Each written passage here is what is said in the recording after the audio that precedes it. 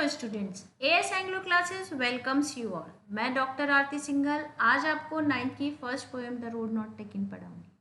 ये पोएम लिखी है रॉबर्ट फ्रॉस्ट ने। रॉबर्ट फ्रॉस्ट एक अमेरिकन पोएट थे and he was born on 1874 in USA. उन्होंने काफ़ी सारी पोएम्स लिखी हैं और उनके कलेक्शन ऑफ पोएट्री है द माउंटेन्स इंटरवल, उसमें से ही ये पोएम ली गई है द रोड नॉट टेकन। ये पोएम है कि लाइफ में हमारे पास कई बार बहुत सारी चॉइसेस होती हैं और उसमें हम जो भी चॉइस करते हैं, जो भी डिसीजन लेते हैं, जो भी चूज़ करते हैं, चुनाव करते हैं, उसका इम्पैक्ट, उसका प्रभाव हमारे फ्यूचर पर पड़ता है। देखिए, ये पोएम लिखी है रॉबर्ट फ्रॉस्ट ने और पोएम की शुरुआत करते हैं। Two roads diverge in a yellow wood, and sorry I could not travel both, and be one traveler. Long I stood and looked down one as far as I could to where it bent in the undergrowth. ये कह रहे हैं कि writer जो है वो yellow, एक पीले जंगल से जा रहा है और पीला इसलिए, येलो इसलिए बोला है। ऑटम सीजन में क्या होता है, पत्तियां पीली हो जाती हैं, पीली पड़ जाती हैं, तो इसलिए येलो वर्ड का, पीले जंगल का इस्तेमाल किया गया है। वहाँ जाते हैं तो जब वहाँ से गुजर रहे हैं तो दो रोड सेपरेटेड, डाइवर्ज होती हुई इस तरह से उनके सामने आ जाती हैं और वो समझ नहीं पाते कि किस रोड पर जाना है।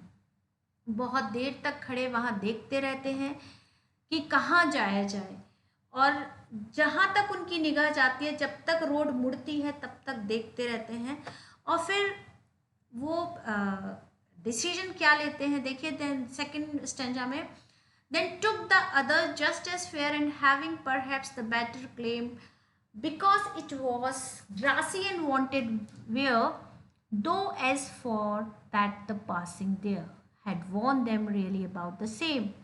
उसके बाद वो दूसरी रोड, दो सड़क है, पहली सड़क छोड़कर दूसरी सड़क को वो चूज करते हैं, चॉइस करते हैं, और उसका reason because it was grassy, वो कैसी है, घास से भरी हुई है, वांटेड व्यू माने लेस ट्रेवल्ड, उस पर कम लोग चले हुए हैं, इसलिए वो उस रोड को सेलेक्ट करते हैं। देखिए, and both that morning equally lay in leaves no step had trodden black, oh I kept the first for another day, yet knowing how way leads on to way, I doubted if I should ever come back. पहली सड़क छोड़ देते हैं और दूसरी सड़क choose करते हैं क्योंकि वो ग्रासी है, लेस ट्रेवल्ड है, उस पर कम लोग चले हैं। और पहली सड़क जब वो छोड़ते हैं तो उन्हें लगता है कि इस सड़क पर वो फिर कभी दोबारा आ जाएंगे, लेकिन फिर खुद ही पोएट ये कहते हैं कि मुझे डाउट है, संदेह है कि मैं शायद इस पर दोबारा कभी आऊँ। I shall be telling this with a sigh, somewhere ages and ages hence, two roads diverge in a wood, and I took the one less traveled by, and that has made all the difference.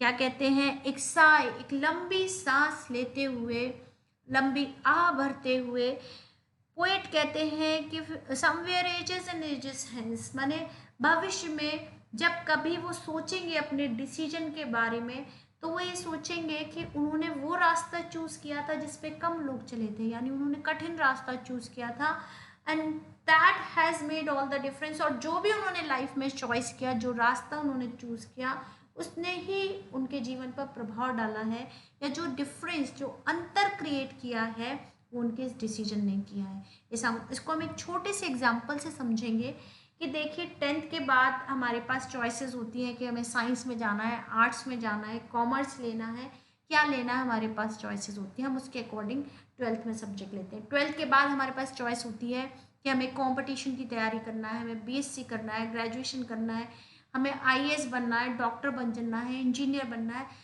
तो हमारे पास कई choices होती हैं और उसमें जो choice हम करते हैं, जो चूज़ हम करते हैं, जो डिसीजन हम लेते हैं, उस पर हमारा सारा फ्यूचर डिपेंड करता है। फ्यूचर में उस पर प्रभाव पड़ता है जो हम प्रेजेंट में डिसीजन लेते हैं।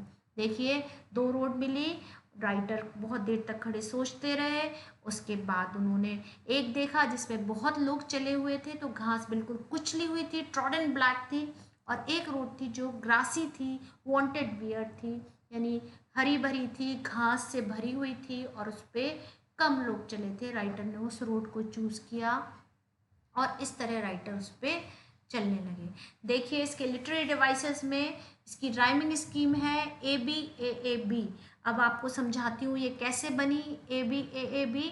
देखिए पहली लाइन में है वुड, फिर तीसरी लाइन में स्टूड और चौथी लाइन में है कुड। अब इसकी वुड स्टूड कुड, देखिए साउंडिंग सेम है, सेम एक जैसी आवाज आ रही है, तो हम इसको ए और ए देते हैं। ठीक, तो हमने इसको दिया ए ए ए। अब बोथ और growth, both growth, both growth, देखिए साउंडिंग सेम है, तो ये जो बोथ और ग्रोथ है इसको हमने क्या दिया, इसको हमने बी दिया। तो ये हो गई scheme A B A A B, right. इसी तरह देखिए ए और बी क्लेम और सेम, तो फेयर वेयर देयर। देखिए A B A B same इसमें रहेगी, ए बी ए बी।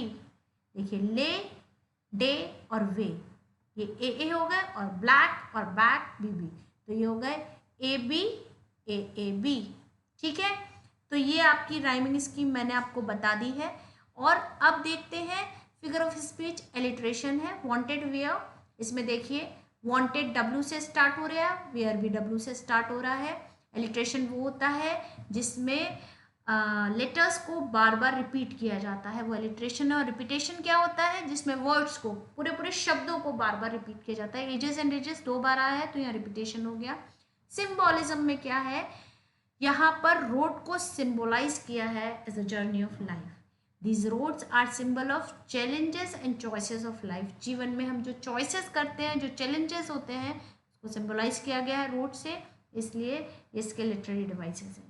उम्मीद है पोएम आपको समझ में आई होगी।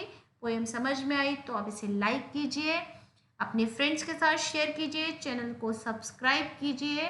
Thank you so much, have a nice day, stay home, stay safe.